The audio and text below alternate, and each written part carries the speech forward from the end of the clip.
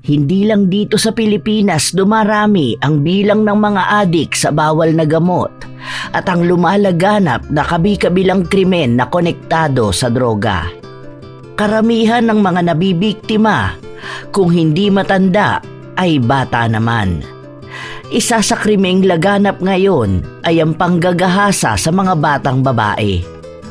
Isa nga sa biktima ay ang nakababatang kapatid ni Emma na si Nene, isang batang babae na ang nais lang ay maglaro.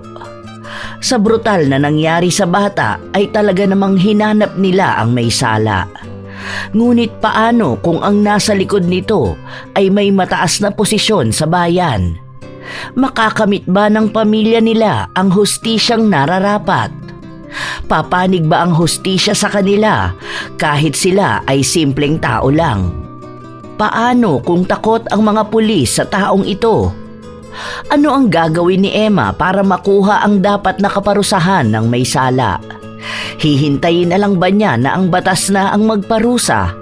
O ilalagay niya sa kanyang mga kamay ang hustisyang hinahabol nila? Mark! Gisingin mo na si Nene para makapag-almusal na kayo! Huwag na ninyo akong hintayin. Kailangan kong pumunta sa bukid at titingnan ko kung ano pa ang kulang na gamit. Pupunta kasi ako sa bayan mamaya. Babalikan ko na lang si Nene dito. Oo ate, ako na munang bahala. Mamayang alauna pa naman ang klase ko eh. O sige, aalis na muna ako. Hindi na hinintay ni Emma ang sagot pa ng kanyang kapatid. Nagmamadaling tinungo niya ang kanilang bukid na siyang pinamamahalaan ng dalaga. Takbo lakad ang kanyang ginawa para madaling makarating doon. Ilang minuto rin ang kanyang tinahak bago narating ang kanyang patutunguhan. Pagdating doon ay saktong hindi pa nagsisimula ang mga magsasaka. Kaya naman nilapitan niya ang namumuno sa mga ito para tanungin kung may mga gamot pa para sa mga pananim. Nakangiti namang iniabot ng matandang magsasaka ang isang listahan. Ito na po ba ang lahat? Sige po, ako na ang bahala dito. Uuwi na po muna ako para makuha si Nene. Mga bandang 9 po siguro nandito na kami dala mga ito.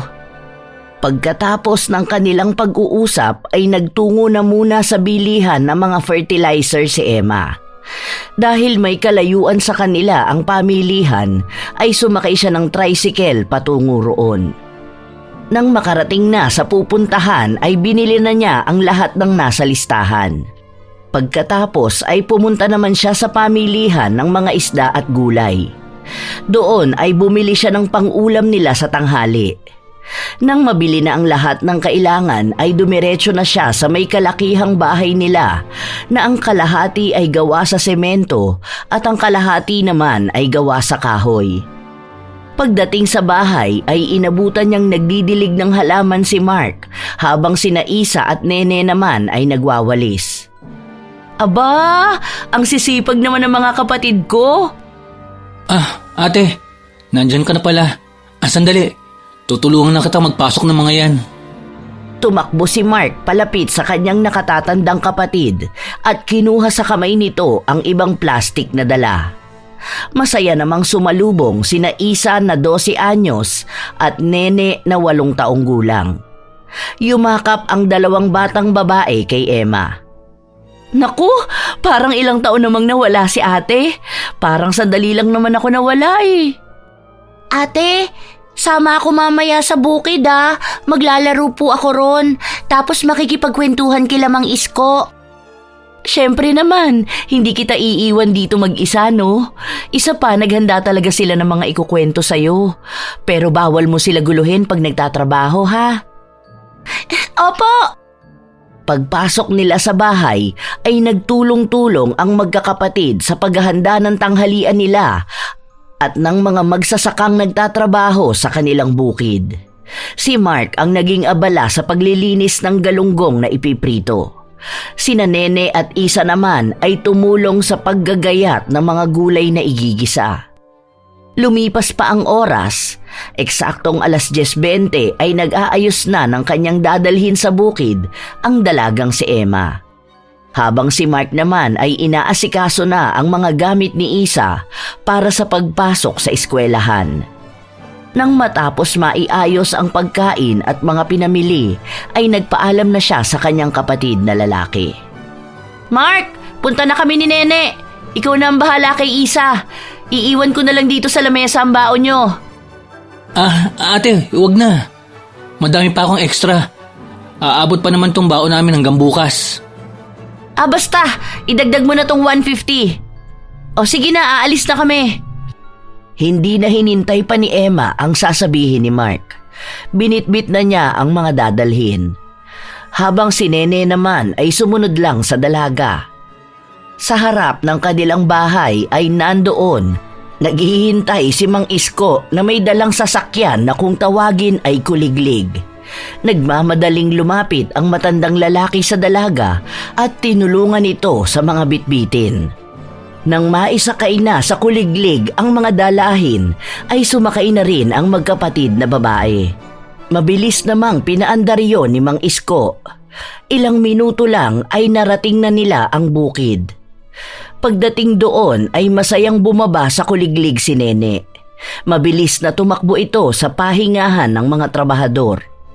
Tumuntong ito sa lamesang gawa sa kawayan at bibong sumigaw habang kumakaway sa mga trabahador. Hello po sa inyong lahat! Nandito na po ako ulit! Tumulong po ako sa paghahanda ng tanghalian kaya paniguradong masarap! Ay nako, Nene! Ikaw talagang bata ka! Bumaba ka nga riyan! Ate, ako po ang maghahanda ng pagkain nila Mang Isko, ha? May saging ka po bang nabili? Hindi po ako nakabili, pero alam ko may saging pa tayo sa imbakan. Okay, titingnan ko po. Kailangan po kasi nila Mang Isko ng saging para mas lumakas po sila sa pag-aani. Patalon na bumaba si Nene sa lamesang kawayan at dali-daling nagtatakbo papunta sa isang kubo na pinaglalagyan ng mga nakasakong palay na hindi pa nakikiskis. Napapailing na lang si Emma sa kalikutan ng bunsong kapatid, ngunit hindi rin niya pinigilan ito. Walang ibang nais ang dalaga, kundi ang maging masaya ang pagkabata ng kanyang mga kapatid. Lalo na ang kanilang bunso na hindi man lang nagisnan ang kanilang ina. Mag-iingat ka ha! Uunahan kita maghanda ng tanghalian! Babalik po ako kaagad! Ako po mag-aayos ng tanghalian! Sandali lang po ako! Nagpatuloy lang si Nene papasok sa kubo. Ilang sandali pa ay may bit-bit na itong bilao na may lamang saging. Nagmamadaling bumalik sa pahingahan. Pagbalik doon ay inabutan niyang inilalabas na ng kanyang ate ang kanilang dala na pagkain. Masigla namang tumulong si Nene. Nang sumapit na ang 12:00 ay masayang nakikipaghalubilo sa mga magsasaka ang magkapatid. Pagkatapos kumain ay naging abala na si Emma at ang mga magsasaka. Kaya naman nanatili si Nene sa pahingahan at doon ay natulog. Pagsapit ng 5:00 ay dumating naman ang kapatid ni Emma na si Isa. Oh, bakit dito ka dumiretso? Doon ka na muna sa pahingahan at nandoon si Nene. Tingnan mo na muna, may kailangan lang munang asikasuhin si ate. Tumangulang si Isa at saka nagmamadaling pinuntahan ang bunsong si Nene. Inabutan niyang kagigising lang nito. Nilapitan niya ang batang babae. Masaya namang yumakap sa kanya ang bata. Ate Isa! Yay! Nandito na si ate! Ate, laro tayo, dali! Sumang-ayon naman si Isa. Ibinaba niya ang kanyang dalang bag at saka nakipaglaro ng habulan sa kapatid. Ilang minuto rin silang naglalaro. Nang mapagod ay nagyaya ng umuwi si Nene. Pero ang sabi ni Isa ay magpaalam muna sila sa kanilang ate Emma. Kaya naman nagtatakbo si Nene palapit sa abalang dalaga. Ate! Ate Emma! Nene, anong nangyari? Ate! Ate, uwi na po tayo! Pagod na po ako! Mamaya, may tatapusin pa si ate. Doon na muna kayo ni Ate Isa mo sa pahingahan. Hintayin niyo na lang ako ron. Isa, bantayan mo na muna si Bunso, ha? Tatapusin ko lang to, uuwi na tayo. Tumangulang si Isa at inaya na si Nene sa pahingahan. Ngunit nang makarating sila roon ay kaagad na nakaisip ng kapilyahan si Nene. Ate, nadudumi na po talaga ako. Uwi na po tayo. Doon na lang tayo dumaan sa Niyugan para mas mabilis at para hindi tayo makita nila Ate Emma. Hindi ko na po talaga mapigilan eh. Hindi man sang-ayon si Isa ay wala na siyang magawa nang biglang tumakbo si Nene papunta sa Niyugan. Kaya walang nagawang sinundan niya ang bunsong kapatid. Nang nasa kalagitnaan na sila ng Niyugan ay doon lang huminto sa pagtakbo si Nene. Hingal na hingal namang napahawak sa kanyang tuhod si Isa. Nang makita yon ng batang kapatid ay tumawa pa ito ng malakas. Pagsasabihan niya na sana ang kanyang kapatid nang umamin ito na hindi talaga ito nadudumi. Ate Isa, hindi naman po talaga ako nadudumi. Gusto ko lang po mauna kay Ate Emma para pagdating niya mamaya sa bahay, nakahanda na ang hapunan. Dami kasing ginawa ni ate, kaya alam kong pagod na pagod siya mamaya. Napapailing naman na inakbayan ni Isa ang bunso nilang kapatid. Magkasabay na naglakad ang dalawa. Tinahak nila ang maiksing daan papunta sa kanilang bahay. Ngunit hindi pa man sila nakakailang hakbang ay bigla na lang may sumulpot na dalawang lalaki na may takip na panyo ang bibig. Nagulat ang magkapatid kung kaya napaatras ang mga ito. Ngunit sa kanilang pag-atras ay siya ring sunggab ng dalawang lalaki sa kanila. Nagsisigaw na sila pero dahil wala ng trabahador doon ay batid nilang walang makakarinig sa kanila. Pero hindi sila nawala ng pag-asa. Parehas silang sumisigaw ng malakas at nagpupumiglas sa dalawang lalaki. Ngunit sa inis ng isa sa mga ito ay sinampal ng malakas si Isa. Habang si Nene ay patuloy pa ring humihiyaw. Bitiwan niyo kami! Mga salbahe kayo! Ipapabugbog ko kayo sa kuya ko! Bitawan niyo ako! Manahimik ka! Inundayan ng suntok sa sikmura ang batang si Nene na naging dahilan para mawalan nito ng malay. Bagay na mas lalong nagpatakot kay Isa. Kaya naman walang ano-ano ay kinagat niya naman ang kamay ng lalaking may hawak sa kanya. Nang mabitiwan siya nito ay dali-dali siyang tumakbo pabalik sa bukid kung nasaan ang nakatatanda nilang kapatid.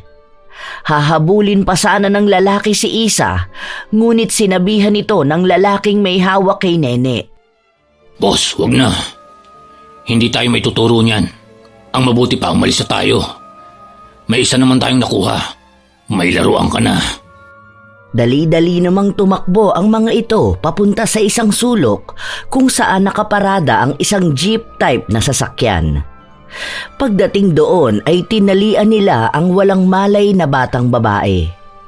Nang masigurong mahigpit na ang pagkakatali sa kamay at paa nito, ay sakalang umalis ang mga lalaki, bit-bit ang bata. Habang si Isa naman ay patuloy na tumatakbo pabalik. Tigmak na ng luha ang kanyang buong mukha. Nang malapit na sa labasan ng Niyugan ay nadapa ang batang si Isa. Napansin naman yun ng isa sa magsasaka. Kaya naman dali-dali niyang nilapitan ng bata. Nang mapagtantong kapatid ito ng kanilang amo, ay kaagad niyang binuhat ang batang patuloy sa pag-iyak at dinala ito sa pahingahan. Nang mailapag ang bata ay nagmamadaling tinawag nito si Emma. Natataranta at kinakabahan namang pumunta roon ang dalaga. Isa! Isa! Nasaan si Nene? Anong nangyari? Saan ba kayo naglaro? Magsalita ka! Ngunit dahil sa takot ay hindi magawang magsalita ni Isa. Panay lang siya iyak. Pilit namang kinakalma ni Emma ang sarili. Naiiyak na yumuko siya at niyakap ang kapatid at malumanay na tinanong muli ang bata. Ngunit panay niyugan lang ang lumalabas sa bibig ng bata. Nang marinig yon ng mga magsasaka ay mabilis naman silang nagpresenta, nasisilip sa niyugan para makita ang nangyari kay Nene. "Sasama po ako." Ngunit kinontra siya ng mga ito at sinabing samahan na lang muna niya si Isa. Nakita kasi ng mga magsasaka na nanginginig sa takot ang bata at hindi ito maaaring maiwan doon na isa sa kanila lang ang kasama. Bilang mga ama ay batid ng mga ito na mas kakalma ang bata kung ang ate nito ang makakasama. Wala namang nagawa ang dalaga kundi ang sumang-ayon na lang at maghintay sa pagbabalik ng mga ito. Dala ng labis na takot at pag-iyak ay nakatulog si Isa. Lumipas pa ang 1 oras at dumating na rin si Mark. Ate, "Mark, anong ginagawa mo rito?" gabi na kasi kaya nag-aalala ako sa'yo. Ano bang nangyari? Nasaan si Nene? Hindi pa man nakakasagot ang dalaga ay dumating na ang mga magsasaka. Ngunit hindi kasama ng mga ito si Nene. Tanging ang tsinelas ng bata at mga gamit ni Isa ang dala ng mga ito. Nanlalaki ang mga matang napatayo si Emma. Mas dumoble ang takot at kabang nararamdaman niya. Nang makalapit si Mang Isko ay naiiyak pa ang pobreng matanda na sinabing hindi nila makita kahit saan si Nene.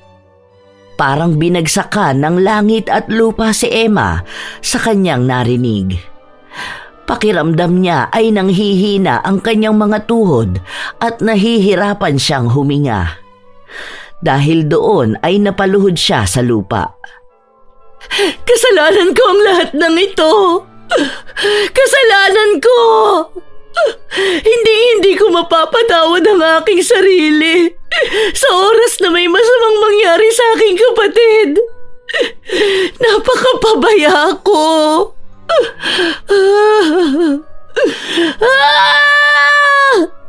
Nene! Nasaan ka na, kapatid ko?"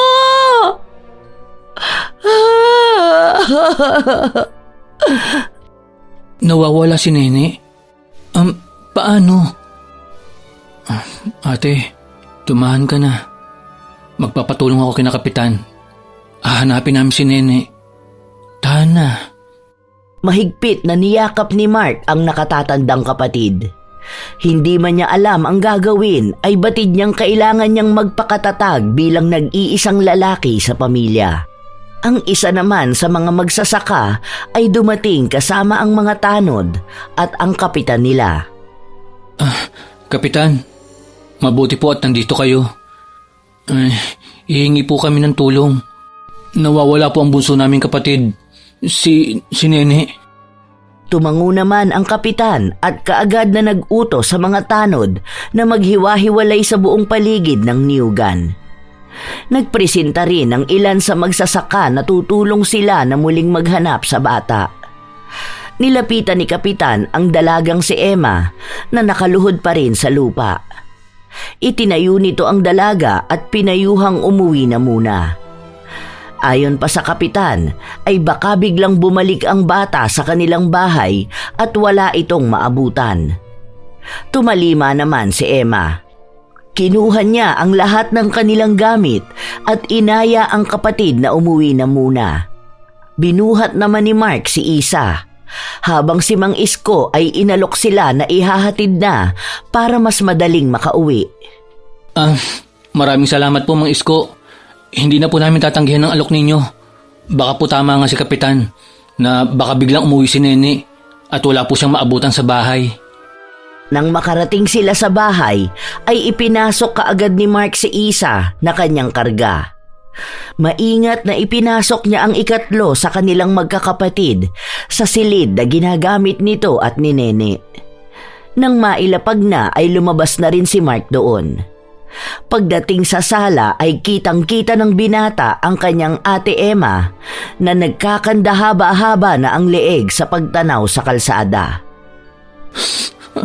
Ate Emma, magpakatatag ka. Hindi ko kaya makita ka nagkakaganito. Alam ko nag-aalala ka kay Nene. Kahit ako ganun din. Pero naniniwala ako sa Diyos na hindi niya hayaang mapahamak si Nene. Kailangang maging matatag ako. Hindi ako pwedeng maging mahina. Habang si Emma naman ay nanatili sa labas, kahit na malamig na ang hangin ay hindi talaga siya natinag sa pag-aabang sa pagbabalik ng kanyang bunsong kapatid. Nasa ganoong eksena siya nang bigla siyang makaramdam ng dalawang kamay na yumakap sa kanyang likod. Sa kanyang paglingon ay nakita niya si Mark na namumula ang mga mata. Ate, makakauwi si Nene. Maniwala tayo sa may kapal. Hindi mapapahamak si Bunso. Araw-araw ko rin bubulabugin ng mga tanod at si Kapitan para mahanap siya. Kung kinakailangang halugugin ko ang buong kabisera, gagawin ko. Kasalanan ko ang lahat ng ito eh. Nawawala na ako ng panahon sa inyo. Panay na lang ako pag-aasikaso sa bukid. Hindi ko man lang kayo nababantayan ng mabuti. Napakawalang kwenta ang ate ko. Hindi totoo yan, ate. Ikaw ang the best ate in the world. Isa pa, wala ka ng ibang ginawa kung hindi ang mapasaya kami. Mali rin ako, Ate Emma. Mas pinili ko ang panghapong schedule. Kung umaga lang sana ang pinili ko, hindi ka na masyadong mahihirapan. Mas maaasikaso at maalagaan ko pa sana sina Isa at Nene. Hindi mo obligasyon yun. Ako ang mas nakakatanda, kaya ako ang responsable sa inyo. Ilang oras pa ang lumipas pero kahit anino ni Nene ay hindi pa rin bumabalik. Kaya naman sinubukang tawagan ni Mark ang isa sa tanod na kapitbahay lang nila. Gamit ang keypad na cellphone ay tumawag siya. Ngunit malungkot na balita lang ang kanilang natanggap. Ayon dito, hindi pa nila nakikita si Nene. Kaya naman idinulog na rin ng mga ito sa pulisya ang pagkawala ng bata nang sa ganon ay mas mabilis na matagpuan ito. Sige po. Salamat po. Tawagan niyo na lang po ako kapag may balita na po kay Nene. Sumapit na ang madaling araw pero wala pa ring Nene na umuuwi. Dahil doon ay mas lalong natatakot ang dalaga para sa kapatid. Kaya naman hindi pinabayaan ni Mark ang kanyang ate hanggang parehas na silang tamaan ng antok.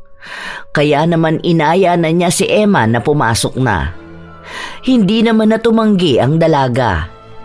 Magkasamang pumasok ang magkapatid pero parehas silang nanatili sa sala.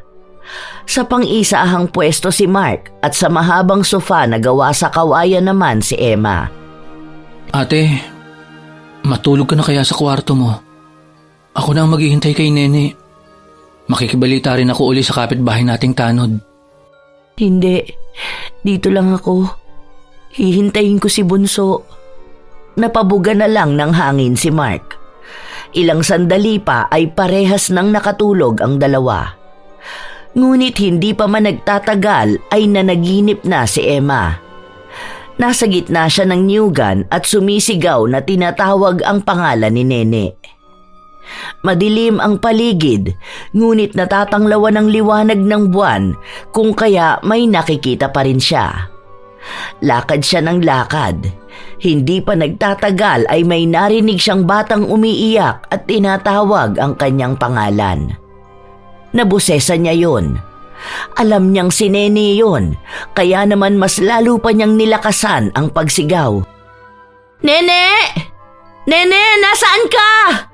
Nandito na si ate! Nasaan ka ba? Nene! Ate Emma, tulungan mo po ako. Ang sakit-sakit. Nahihirapan po ako huminga. Ate Emma, sorry. Wag po! Nene! Nasaan ka ba?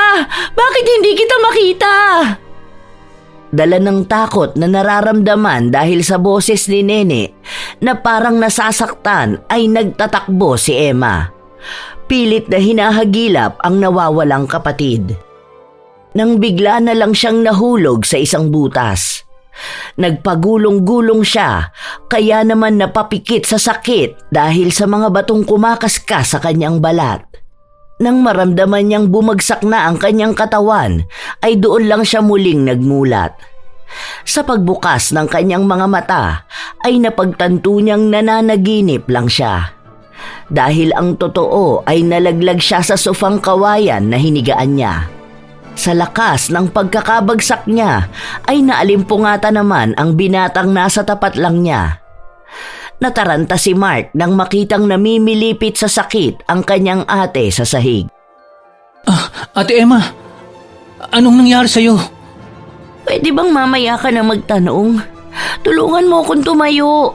Ang sakit ng balakang ko. Nagkamali yata ako ng bagsak. Mark, may balita na ba kay Nene? Wala pa rin eh. Mamaya pupunta ako sa bayan para magpaprint ang poster. Magbabaka sakali ako kung may nakakita sa kanya sa bayan. Sige, maghahanda lang ako ng almusal. Diyan ka na lang ate. Ako na lang ang maghahanda. Ititimpla na rin kita ng kape. Umupo ka lang dyan. Pero, Ate Emma, hayaan mo muna sana ako na alagaan ka rin. Magkakapatid tayo, di ba? Anong sabi mo noon? Sama-sama tayo sa hirap at ginawa. Walang iwanan. Kahit anong mangyari. Naaalala mo ba ate? Yung sinabi ko sa'yo noon, na kapag nagkaroon ako ng pagkakataon, magiging tungkod mo ko. hindi na kumontra pa si Emma, kaya tumango na lang siya. Hinayaan na lang niya ang kanyang kapatid na ito na ang maghanda ng kanilang almusal. Ilang sandali pa ang lumipas ay bigla na lang silang nakarinig ng malakas na sigaw mula sa silid kung saan natutulog si Isa. Natatarantang tumakbo ang dalaga papunta roon. Sa pagbukas niya ng pinto ay nakita niyang nasa sulok ng kwarto ang bata. Umiiyak ito at tila takot na takot. Halos talunin na niya ang distansya para makalapit sa kapatid. Isa? Isa, anong nangyayari? Ayos ka lang ba? Nahulog ka ba sa papag? May masakit ba sa'yo? Pero walang sagot na nakuha si Emma sa kanyang kapatid na babae. Bagkus ay yumakap ito sa kanya ng mahigpit habang umiiyak. Ramdam na ramdam ni Emma ang panginginig ng kanyang kapatid. Kaya naman binuhat niya ito at saka inilapag sa papag. Huwag ka nang umiyak. Hindi naman galit ang ate. Alam kong hindi kita dapat na sinigawan kagabi. Pagpasensyahan mo na ako, Isa. Sobra lang talaga akong nag-aalala. Tumahan ka na. Pangako sa'yo ni ate, hindi ako titigil hanggat hindi natin naiuuwi si Nene. Mabubuo tayo ulit. Tumingala si Isa sa kanyang ate. Sumisinghot na tumangutango ito at saka nagpahid ng kanyang mga luha. Hinaplos-haplos naman ni Emma ang tuktok ng ulo ng ikatlo sa kanilang magkakapatid. At saka niya hinalikan ang bata sa noo bago yumakap sa maliit na katawan ng bata. Yun naman ang inabutan ni Mark. Anong nangyari? Nanaginip yata si Isa. Nakatimpla ka na ng kape? Oo. Nainit ko na rin yung ulam natin kagabi. At naisangag ko na rin yung kaning lamig. Tara, mag-almusal na tayo. Pagkatapos kumain ay pupunta ako sa bukid. Makikibalita ako ron. Baka doon nagtungo si Nene. Lumapit naman si Mark sa dalawang babaeng kapatid. Naiiyak na niyakap niya ang dalawa na naiintindihan naman ni Emma. Kaya naman yumakap din siya pabalik dito.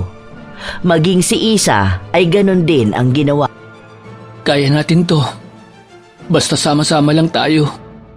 Oo, kakayanin natin ang lahat. Mabubuo rin tayo ulit. magkakasamang lumabas ng silid ang magkakapatid at kumain na ng almusal. Nang matapos ay isinama ni Mark si Isa para magpa-print ng poster. Habang si Emma naman ay nagpunta sa kanilang bukid.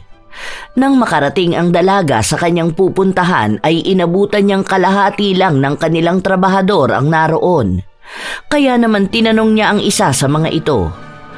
Ayon sa magsasaka ay tumulong ang iba sa paghahanap kay Nene. Naiiyak na nagpasalamat naman si Emma. Lumipas pa ang mga oras at sumapit na ang tanghalian. Plano sana ng dalaga na magpabili na lang ng lutong ulam pero tinanggihan ito ng mga tauhan. Sabi pa nila sa dalagang amo, uuwi sila para kumain at makibalita kung may lead na sa pagkawala ni Nene. Maraming salamat po sa inyong lahat. Matapos makausap ang mga magsasaka, ay mag-isang naglakad si Emma papunta sa Niyugan para magbaka sakali. Habang sina Isa at Mark naman, ay katatapos lang magpa-print ng missing poster ni Nene. Nang makalabas na sila sa printing shop, ay nagsimula na ring mamigay at magdikit kung saan-saan ang magkapatid. Maghapon na yon ang kanilang ginawa. Lahat ng taong makakasalubong ay tinatanong at binibigyan ng missing poster ni Nene. Abalang-abala sila nang bigla na lang may isang lalaking lumapit sa kanila.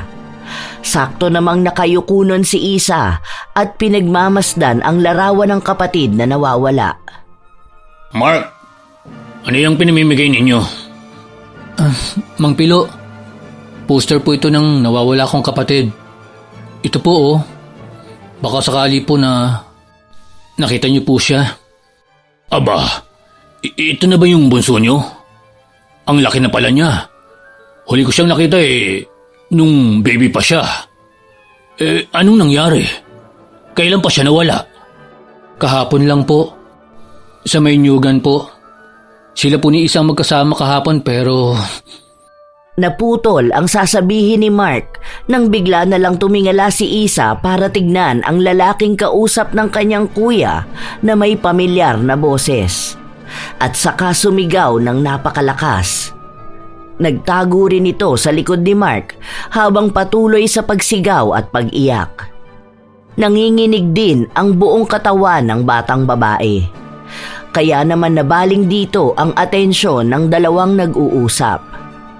Habang abala si Mark sa pagpapatahan kay Isa, ay mabilis namang umalis si Pilo sa takot na baka nakilala siya ng bata. Isa, bakit? Anong nangyari? Ngunit katulad ng nakaraang gabi ay hindi ito nagsasalita. Panay lang ang iyak at sigaw na parang takot na takot sa kung ano. Napabuntong hininga na lang ang binata sa pag-aakalang may nararamdamang sakit sa katawan ang kapatid. Kaya naman nagpasya siyang umuwi na muna sila.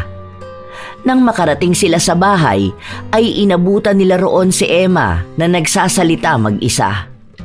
Hindi pa ito ang tamang panahon.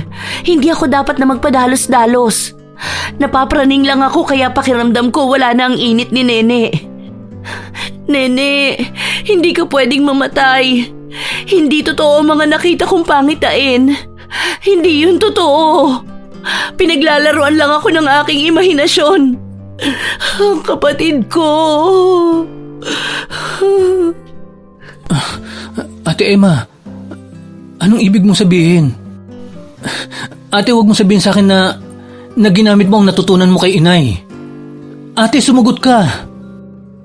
Gusto ko nang mahanap si Nene. Ate naman Alam mo naman ang epekto nun sa katawan at isipan mo, di ba?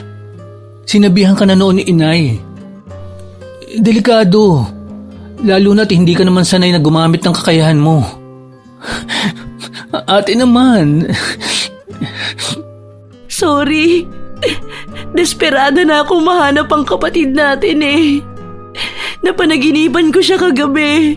Humihingi siya ng tulong. Ate, alam mo naman ang kakayahan mo at ni inay. Maaari magdulot sa katawan niyo ng hindi maganda. Sana ate, ito na ang una't huli. Maiba ko.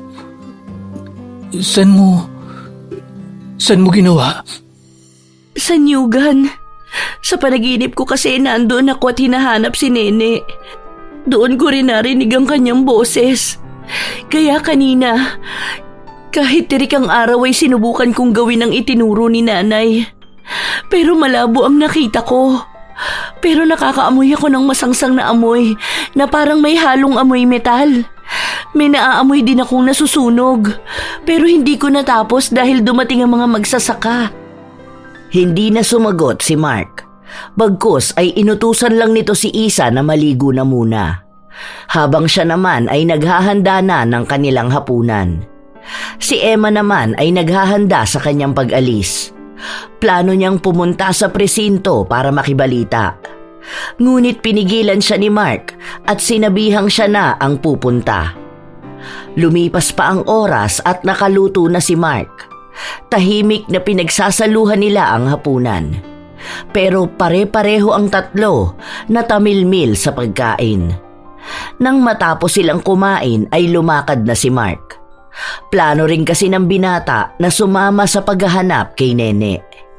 Mag-ingat ka ha, hindi ko nakakayanin kapag dalawa kayong nawala. Oo ate, kayo rin. Mag-iingat rin kayo rito. Kung magka-problema, pumunta lang kayo kay Aling Miding. Magdamag-damang bukas ang tindahan niya. Ate, huwag mong iiwan si Isa ha. Oo naman, ayoko nang mawalan ulit. Hindi ko nakakayanin. Sige na, lumakad ka na. Sa pag-alis ni Mark ay inasikaso na muna ni Emma ang isa pang kapatid. Sinubukan din niya itong kausapin. Dahil mula nang mawala si Nene ay hindi na nagsalita si Isa. Ngunit kahit anong tanungin niya sa bata ay tanging tango, iling o titig lang sa mata ang isinasagot nito. Kaya naman sumuko na lang pansamantala si Emma. Lumipas pa ang ilang oras at isang humahangos na Mark ang dumating. Ate! Sako, bata! Sako, bata, dugo! Ano? Hindi kita maintindihan. Dahan-dahan lang. Ngunit hindi na nagsalita pa si Mark. Basta na lang niyang hinila ang nakatatandang kapatid at saka tumakbo papunta sa mas maikling daan papunta sa Newgan. Halos makaladkad na ang dalagang si Emma sa bilis ng takbo ni Mark. Dahil doon ay nakadama ng kakaibang kaba ang dalaga. Kaba na may kaugnayan kay Nene. Ilang sandali pa ay narating na nila ang isang parte ng Newgan, kung saan ay malalago ang halaman. Sinalubong sila ng ilan sa magsasakang tumutulong sa paghahanap kay Nene. Hinawi ng mga ito ang daan papunta sa isang sakong kanilang pinalilibutan. Ano bang nangyayari? Nanlalaki ang mga mata. Nanginginig ang katawan na dahan-dahang humakbang papalapit sa isang sako. Sira na ito kaya makikita kung ano ang nasa loob. Nang malapitan niya ang sako, ay gumuho ang kanyang mundo. Sapagkat ang taling nasa buhok pa rin nito ay ang paboritong ipit ni Nene. Nang hihinang napaluhod si Emma. Doon ay mas nakita niya ang sinapit ng bunsong kapatid. Kahit puno ng dugo ang mukha nito, ay mababakas pa rin ang ilang paso sa iba't ibang parte ng mukha at katawang nakalitaw. Hindi! Hindi ito totoo! Nene! Hindi! Mga hayop! Mga demonyo kayo! Anong ginawa niyo sa kapatid ko?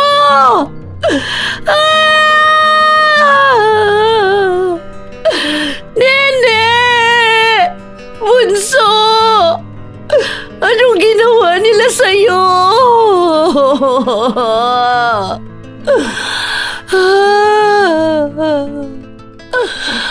Papatayin ko sila.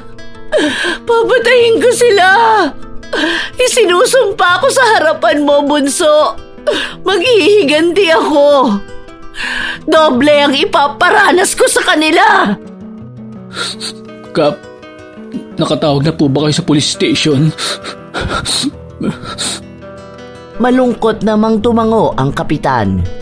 Nang makuha ni Mark ang sagot ay nilapitan na niya ang kanyang nakatatandang kapatid at inilalayo sa katawan ng kanilang bunso. Pero kahit anong hila ang gawin niya ay hindi nagpapatalo si Emma. Nagwawala ito at malakas na nagpupumiglas. Hindi! Huwag mo akong ilayo kay Nene! Hindi pwede!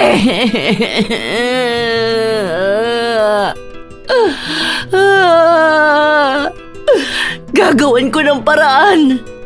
Makukumpleto pa tayo. Mabubuhay si Nene. Mabubuo ulit tayo. Makinig ka kay ate. Maniwala ka sa akin, Mark. Kaya ni ate na buhayin si Bunso. Hindi na napigilan pa ni Mark ang mapahagulgol sa nakikitang epekto ng nangyari sa kanyang nakatatandang kapatid. Mahigpit na niyakap niya ang kanyang ate. Maging ang mga naroon ay hindi na rin napigilan ang kanilang emosyon. Lahat sila ay emosyonal at nag-iiyakan nang dumating ang mga pulis at ang crime unit. Doon lang nila nailayo si Emma sa katawan ng batang nasa sako. Lingid sa kanilang lahat ay mabilis na kinuha ng dalaga ang ipit ni Nene saka ngumisi ng nakakatakot. Halika na ate. Ihatid ka na namin ni Mang Isko sa bahay. Ako na lang ang sasama kay Nene. Ako na rin muna ang mag-aasikaso. Ha? Hindi pwede. Sasama ako kay Nene. Kailangan niya ang ate. Ate, kailangan ka rin namin ni Isa. Ako na muna ang bahala. Samahan mo na muna si Isa. Hinihintay ka rin niya sa bahay. Hindi naman kumontra ang dalaga. Nagpatangay na lang siya sa kanyang kapatid nang isakay siya nito sa kuliglig. Ilang sandali pa ay nakarating na sila sa kanilang bahay. Ibinabalang ni Mark si Emma bago nagtungo sa presinto. Si Emma naman ay nakatulala lang habang nakatanaw sa nakabukas na pinto ng kanilang bahay. Nang makaalis na ang kanyang kapatid, ay isang ngisi ang lumitaw sa kanyang mga labi. Dahan-dahan siyang naglakad papunta sa isang puno na nasa gilid ng kanilang bahay. Nang malapitan ang puno ay lumuhod siya at sinimulang maghukay gamit lang ang kanyang mga kamay. Akala ko hindi ko na magagamit ang pamana na ito ni Inay. Pero talagang ito ang nakatakda. Bilang tagapagmana ay sisiguraduhin ko na ang lahat ng natutunan ko ay aking gagamitin para maparusahan ang nagkasala. Pahihirapan ko sila. Nagkamali kayo ng biniktima. Sisiguraduhin kong kasama ko kayong masusunog sa impyerno. Magbabayad kayo! Ito na. Magsisimula na tayo ng larong kayo ang nagsimula. Nang makuha na niya ang mga gamit na kanyang kailangan, ay pumasok na siya sa loob ng kanilang bahay. Ipinasok na muna niya sa kanyang kwarto ang mga yon bago pumunta sa banyo para maglinis ng katawan. Lumipas pa ang mga oras, papasikat na ang araw. Pero hanggang ngayon ay hindi pa rin natutulog ang dalaga. Nasa sala lang ito at hinihintay ang pagbabalik ni Mark. Dugo sa dugo! Buhay sa buhay! Kahit si kamatayan ay nasasabik na sa inyo! Saktong dating naman ni Mark nang sabihin ni Emma ang mga katagang yun. Ayaw man aminin ni Mark pero nakakaramdam siya ng takot sa kanyang nakatatandang kapatid. Parang may puwersang nakabalot dito na siyang nagbibigay sa kanya ng kilabot. Pero mas nakadama siya ng hilakbot nang bigla itong lumingon sa kanya. Ate, ano bang sinasabi mo? Wala naman. May narinig ka ba? Baka inaantok lang ako kaya akala ko may narinig ako. Nasaan na si Nene? Bakit hindi mo siya kasama? Ihahatid na lang siya dito mamaya. Ate? Sabihin mo na. Ano ba yun? Lumabas na ang ginawa nilang test kay Nene.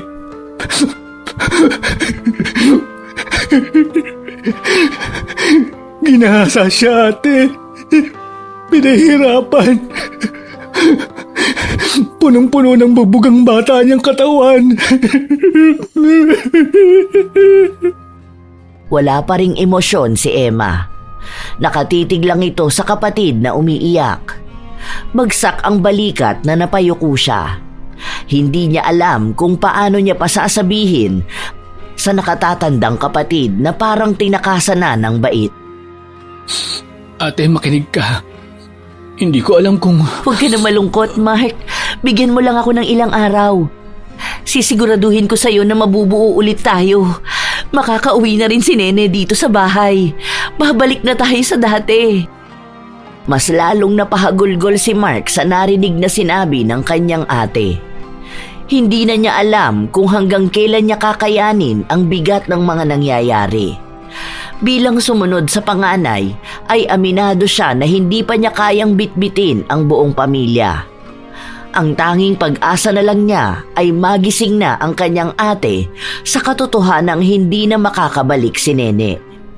Nasa ganoong senaryo sila nang biglang umalingaw-ngaw ang malakas na sigaw ni Isa.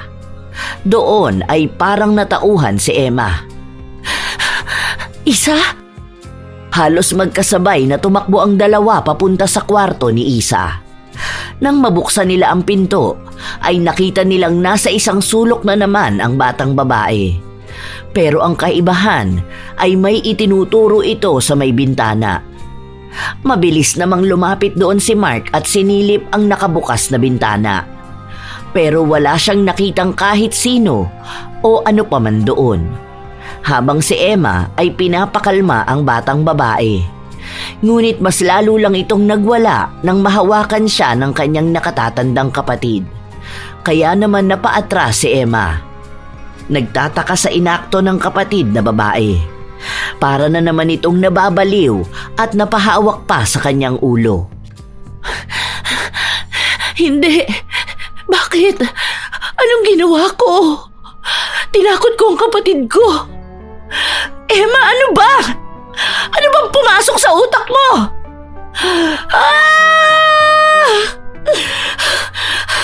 Tumigil ka na!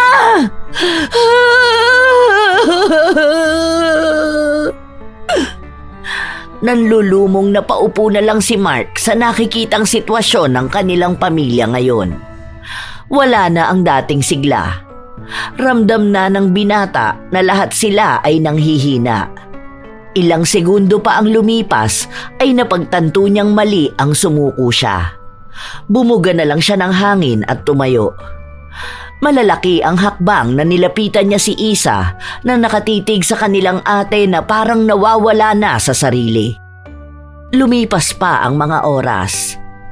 3:00 ng hapon, dumating na ang kabaong na kinahihimlayan ni Nene.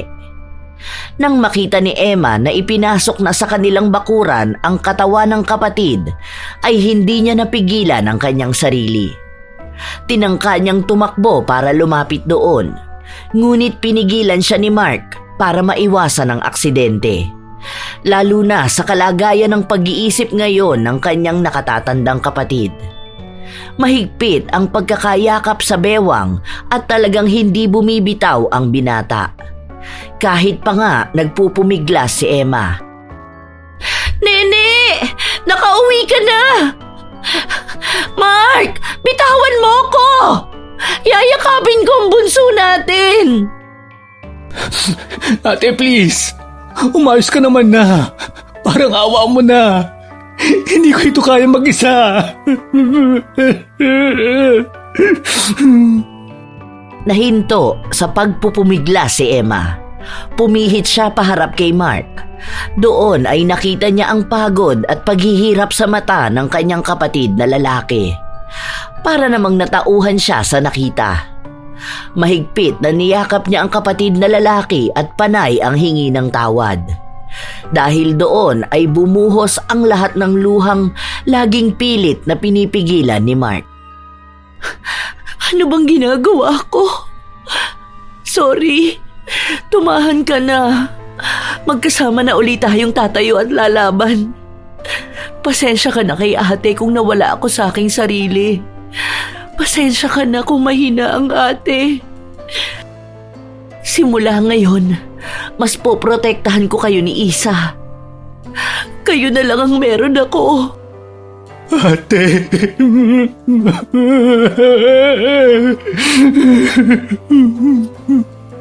Matapos ang yakapan ng dalawa, ay inasikaso na nila ang burol ng kanilang bunsong kapatid. Lumipas pa ang mga araw hanggang sumapit na ang huling gabi na makakasama nila si Nene. Sa loob ng 1 linggo ay laging marami ang mga nakikiburol at nagbobolontaryong tumulong sa pag-aasikaso sa mga bisita. Maging ang pamilya ng mga magsasaka ay gabi-gabi ring naroon para tumulong.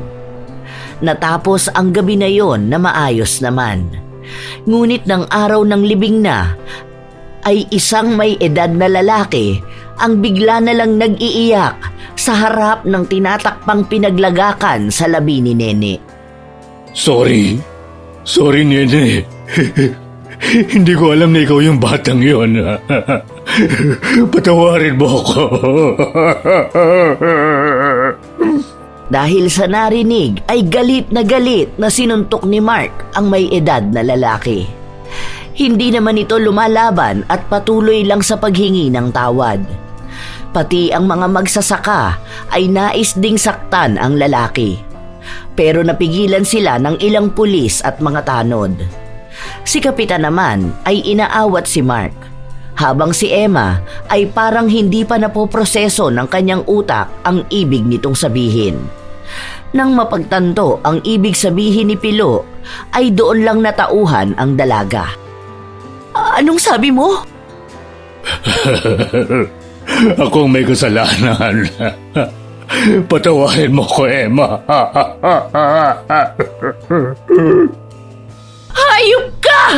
Paano mo nagawa sa kapatid ko yon? 8 taon lang ang kapatid ko! 8 taon! Demonyo ka! Papatayin kita! Ngunit bago pa man makasugod ang dalaga, ay may ilang nakilibing ang umawat sa kanya. Habang isa sa mga pulis ay nilapitan si Pilo at pinusasan. Nang maisakay na sa sasakyan ng pulis si Pilo, ay parang nalantang gulay si Emma at napaupo sa lupa. Humahagulgol na pinagsusuntok niya ang lupa. Ilang minuto pa bago humupa ang emosyon ni Mark. Nang makita ang nakatatandang kapatid na dumudugo na ang kamao dahil sa ilang mga bato na nasa lupa, ay nilapitan niya ito at pinigilan. Ate, tama na. Nasasaktan mo na ang sarili mo. Hinuli na siya ng mga pulis at hindi ako papayag na makalaya pa siya.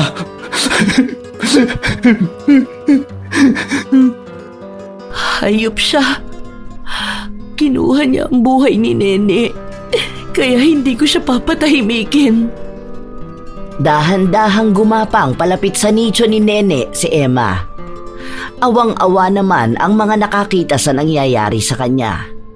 Ngunit kumunot lang ang noo ni Mark nang ipahid ni Emma ang kanyang dugo sa nicho ng kapatid habang may ibinubulong ito na walang nakakaintindi kahit sino man sa naroon. Sa bawat galaw ng kamay ni Emma ay unti-unting nagbabago ang panahon. Ang kalmadong kalangitan ay biglang nagbuhos ng papalakas na ulan. Nang sumigaw si Emma ay bigla na lang may kidlat na tumama malapit sa kanila. Ah! Pagbabayarin ko kayo! Labis ang takot ng mga naroon. Habang si Mark naman ay pilit na itinayo si Emma at isinakay sa isang police mobile. Lumipas pa ang mga araw. Nahatulan ng 15 taong pagkakakulong si Pilo. Pero hindi nila yon matanggap. Kaya naman araw-araw na nagpupunta roon si Emma. Ngunit iisa lang ang sagot ng mga pulis. Case closed na daw ang kaso ng kanyang kapatid. Kung nais daw niyang ipabukas yun, ay kailangan niyang makipag-usap sa kanilang abogado. Sir, gano'n na lang ba yun? 15 years of imprisonment lang? Bata ang pinatay at tinorture siya! Kahit anong pagsigaw at pagwawala ni Emma ay hindi na siya pinapansin ng mga pulis doon. May ilan pa nga na yumuyuko at halatang umiiwas. Yun naman ang nasaksihan ng isang taong kararating lang. Anong nangyayari dito? Mayor, tulungan niyo po ako. Ang kapatid ko po ang biktima ni Mang Pilo. Anong tulong ang kailangan mo? Gusto ko pong ipabukas ulit ang kaso. Hindi kaagad nakasagot ang may edad na mayor. Napalunok pa ito ng laway at pinagpawisan ng malamig. Hindi naman yun napansin ni Emma. Nangungusap lang siya habang nakayuko. Nang makahuma si Tony, ay hinawakan niya sa balikat si Emma at iniba ang usapan. Oo nga pala. Hindi ako nakapunta sa burol ng kapatid mo. Kaya sana tanggapin mo ang tulong ko para sa inyo. Inilahad ni Tony ang isang puting envelope sa harap ng nakayukong dalaga. Nang aabutin ni Emma yon ay hindi sinasadyang nadikit ang dulo ng kanyang daliri sa hinlalaki ng may edad na mayor. Parang may kuryenteng gumapang sa buong katawan ni Emma, kaya naman bigla niyang hinawakan ng mahigpit ang kamay ng lalaki. Pagkatapos nun ay bigla na lang siyang napunta sa isang silid na may kalakihan at tanging upo ang bakal lang ang naroon. Nasaan ako? Anong... Hindi niya na natapos ang kanyang sasabihin nang makita niyang nakatali sa upuang bakal ang nakababata niyang kapatid. Sinubukan niyang lapitan ito pero parang may nakaharang na hindi nakikita. Umiiyak na nagpipilit siyang makalagpas doon, ngunit natigilan siya nang marinig ang malakas na boses ni Tony. Ano na namang kalokohan to, Andrew? Sabi ni Pilo, may nakorsonadahan ka magkapatid sa Nyugan. Sira ba talaga ang ulo mo? Hindi ba sinabi ko sa'yo na kung magdodroga ka, manatili ka lang sa bahay? Pangilan na ba yan? Nauubos na sa'yo ang nakukuha ko! Nagulantang si Emma sa kanyang naririnig, pero mas lalo pa siyang nagulat nang hindi sumagot ang anak ni Mayor at nilapitan lang si Nene. Sa paglapit nito ay bigla na lang sinampal ng malakas ng lalaki ang batang babae. 1, 2 at ilang ulit pa. Nakita pa ni Emma na may ilan na sa ngipin ng kapatid ang tumalsik. Nagsisisigaw naman si Emma na akala mo'y naririnig ng halang ang kaluluwang kriminal. Tama na! Hayop ka! Hayop! Pakawalan mo ang kapatid ko! Tama na po! Tulong! Ate Emma! Tulungan niyo po ako! Hoy, Andrew! Linisin mo yan pagkatapos mo, ha? Lintik! Noon mga katulong ang pinagtitripan mo. Ngayon naman, bata! Ano ang susunod? Sa oras na sumabit ka dito, hindi na kita tutulungan! Naintindihan mo ba? Demonyong bata! Ngunit pagkatapos sabihin yon ay umalis na si Mayor Tony. Nang makita nito si Pilo ay tinawag niya ang may edad na tauhan. Pilo, alam kong hindi mo gusto ang pagkuha sa batang yan. Pero alam ko rin na malaking pera ang kailangan mo. Handa akong bigyan ka ng 1 milyon para sa may sakit mong asawa. Talaga po, sir. Ano pong kapalit? Parehas nating alam na hindi nabubuhay ng adik kong anak ang bata. Kaya gusto kong akuin mo ang mangyayari. Akuin ko po. Pero kailangan po ako ng asawa ko. Mamimili ka lang naman. Aakuin mo at bibigyan kita ng malaking pera. O tatanggalin kita sa trabaho at sisingilin ang lahat ng utang mo. Mamili ka. Hayop! Demonyo kayong mag-ama! Pagbabayarin ko kayo! Pagbabayarin ko kayo! Akmang susugurin sana ni Emma ang mayor nang bigla na lang siyang mapadilat dahil sa malakas na pagtulak sa kanya. Napaupo siya dahil doon. Ngunit hindi niya ramdam ang kanyang pagkakabagsak. Inilibot niya ang kanyang paningin at napagtantong nasa presinto pa rin siya at sa kanyang harapan, sa di kalayuan, ay ang mayor na nagdudugo ang pulsuhan. Doon lang siya napatingin sa kanyang kamay. May dugo rin sa kanyang mga kuko. Anong nangyari? Nababaliw ka na ba? Pwede mo namang tanggihan ng tulong ko kung ayaw mong tanggapin. Bigla-bigla ka na lang nawawala sa sarili mo.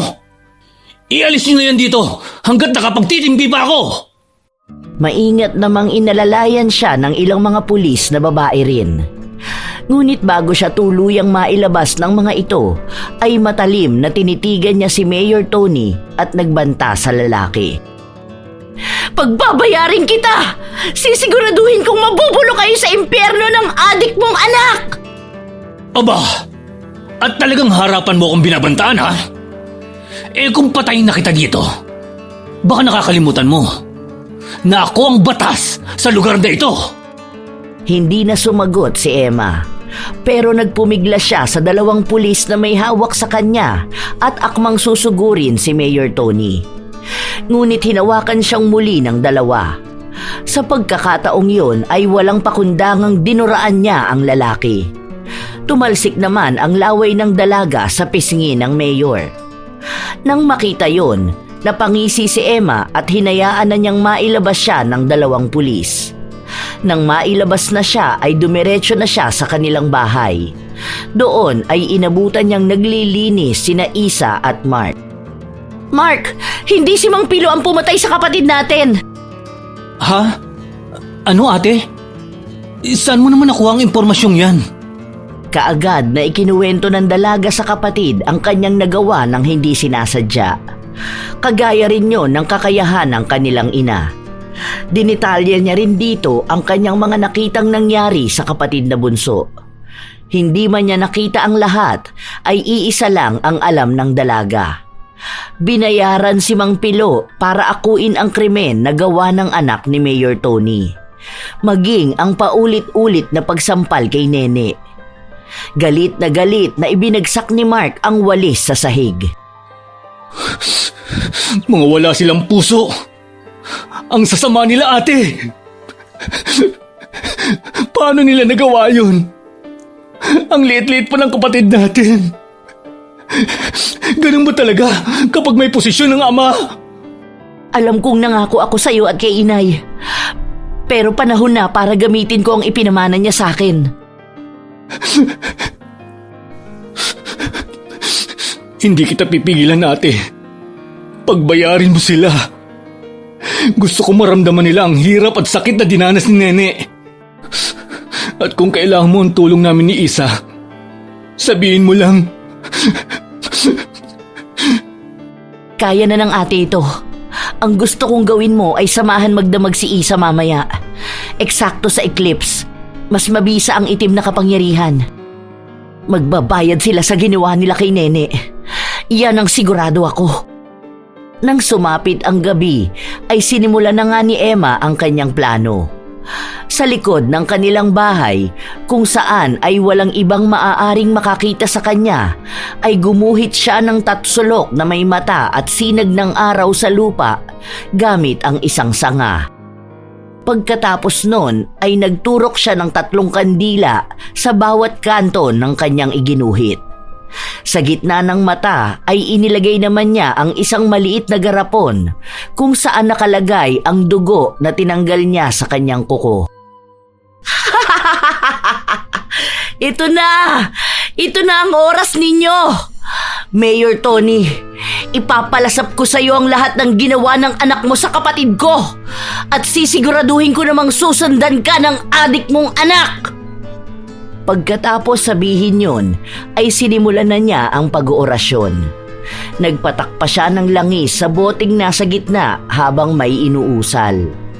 Nang matapos niya ang orasyon, ay parang nagsasayaw sa kalangitan ang kidlat na ang ilan ay tumatama pa sa lupa. Dahil doon ay malakas na tumawa si Emma. Alam niyang hindi pumalya ang kanyang namana kahit pa nga ngayon niya lang ginamit yun.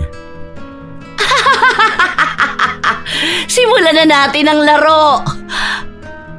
Sa mansyon nila Mayor Tony ay isang gulo ang nangyari. Dinatna na lang ng mayor ang kanyang asawa na wala ng buhay. Habang ang kanyang anak na adik naman ay tumatawa pang nakatingin sa kanya. Nakadama ng takot ang may edad na lalaki. Lalo na nang makita niya ang sobrang pulang mata ng kanyang nag-iisang anak. Andrew, anong ginawa mo sa mama mo? Ngunit hindi ito sumagot. Dahan-dahang lumapit ito sa kanya. Nang kaunti na lang ang distansya ay biglang nanlaki ang mata ni Andrew at malakas na hinampa sa ulo si Mayor Tony. Hindi pa ito nakontento.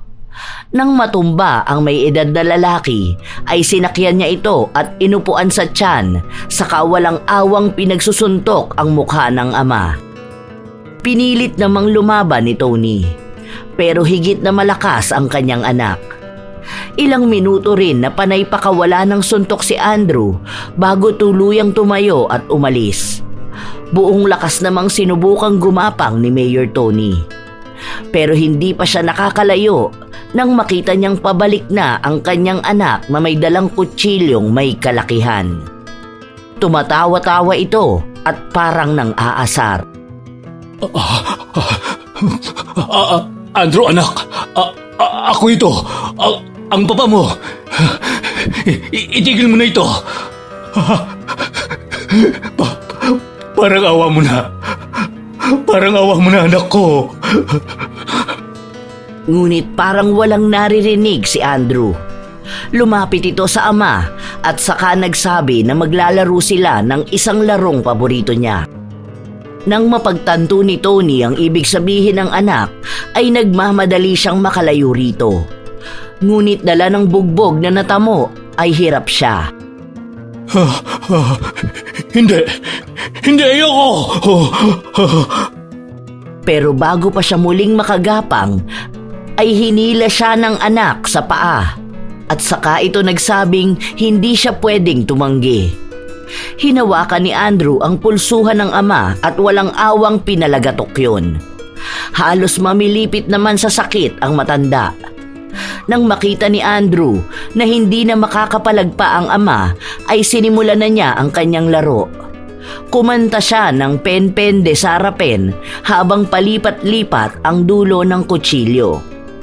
Nang matapos ang pagkanta, ay nakaturo yon sa palasingsingan ng mayor at kaagad na hiniwa yon ng lalaki.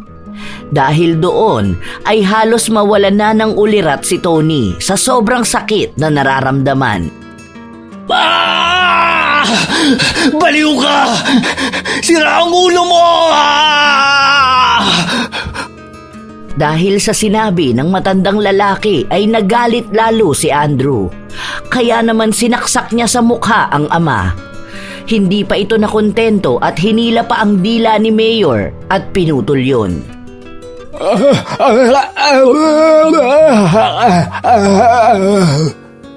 Ilang minuto pa na pinaglaruan ni Andrew ang katawan ng kanyang ama.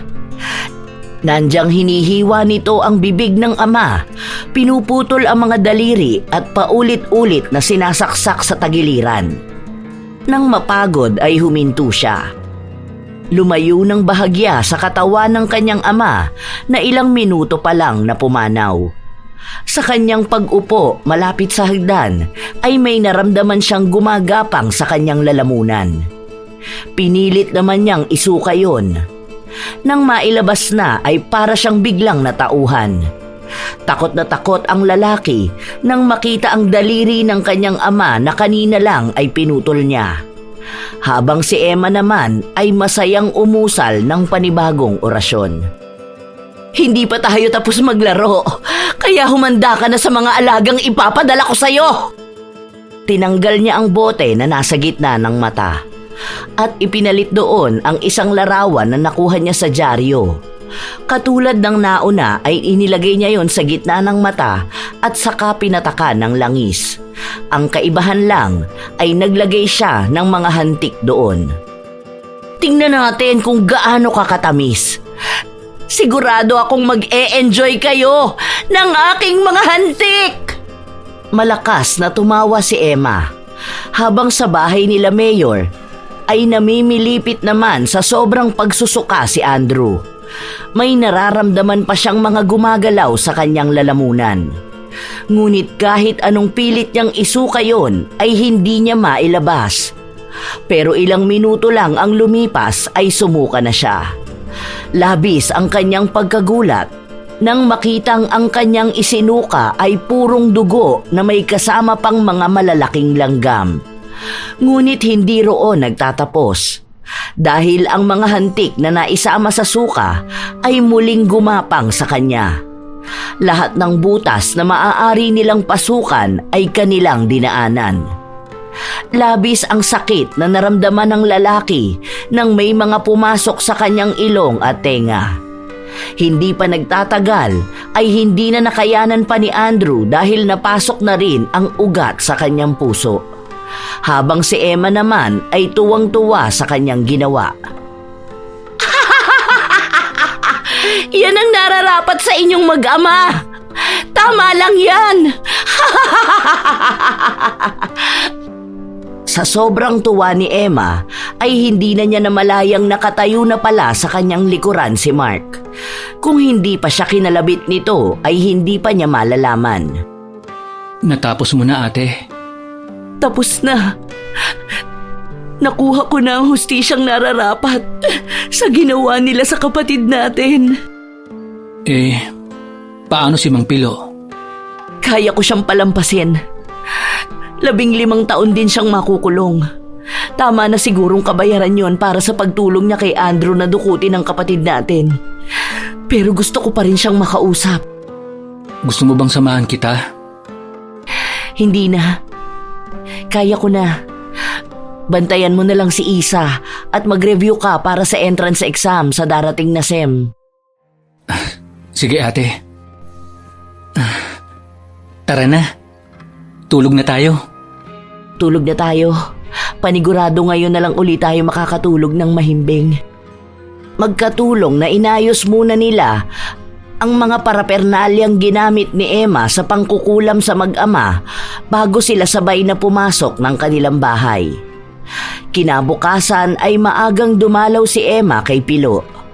Dala ang isang dyaryong nagbabalita na minasaker ang buong pamilya ni Mayor at hinahanap pa ng mga pulis kung sino ang may sala.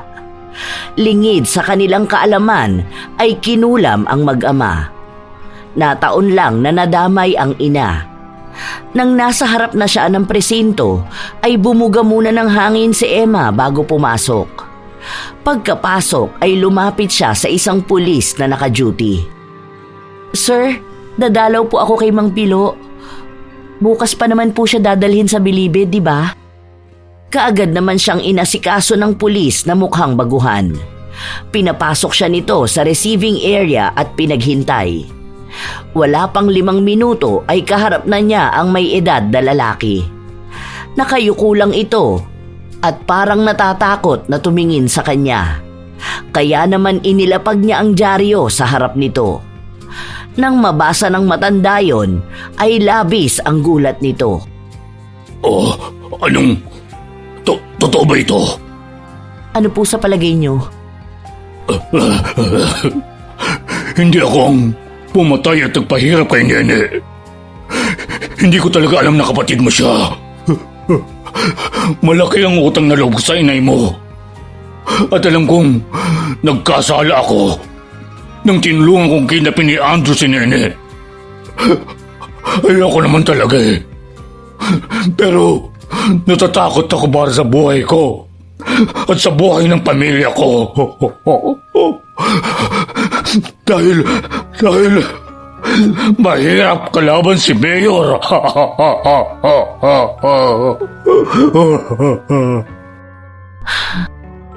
Hindi pa kita napapatawad sa pagtulong mo sa mag-ama. Pero hindi ako katulad mo na may kinatatakutang tao.